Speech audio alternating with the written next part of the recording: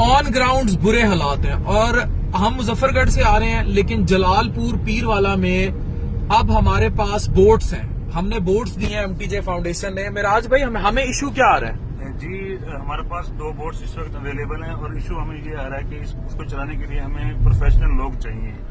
तो प्रोफेशनल लोग जो हैं वो हमारे पास उसको चलाने के लिए जो है हमें जरूरत है। इसलिए हम गुजारिश करेंगे कि ऐसे लोग जो इसका अच्छा एक्सपीरियंस रखते हैं तो वो जरूर हमारे राब्ता करें। तो जनाब, एमटीजे फाउंडेशन की तरफ से जलालपुर मैं फिर कहूंगा, जलालपुर, अलीपुर और ये सीतपुर में बहुत बुरे हालात हैं। इवन ट्रस्ट में, मैं मुजफ्फरगढ़ देख के आया हूँ, जो सड़क के पास हैं वहां खैमे बस्तियां लग गई, पीछे तो पता ही नहीं। और मैं आपको क्लियरली कह रहा हूँ, ये कोई पैनिक के लिए नहीं है, ये वो है जो हमने ग्राउंड्स पे देखा है। शायद हमारे पास स्टैट्स नहीं है कि तबाही कितनी है, और ये भी स्टैट्स नहीं है कि कितने लोग पानियों में बह गए और कितने अपने घरों के पास मवेशी लेकर बैठे हैं। हमारे पास 2 बोट्स हैं जलालपुर पीरवाला के लिए, और हम इंशाल्लाह मंगल को वहां एक्टिविटी भी करेंगे। हम खुद भी जाएंगे, खैमा बस्ती लग चुकी है। एहतशाम साहब, सीईओ एमटीजे फाउंडेशन, मेरे साथ हैं। जिनको कश्तियां चलानी आती हैं जलालपुर में, वो कमेंट सेक्शन में इस वीडियो के राब्ता करें ज्यादा से ज्यादा, ताकि हम उनको बोट्स में वो हमारे साथ कोऑर्डिनेशन में आ जाएं। और हमें कैप्टन्स की जरूरत है। Thank you very much.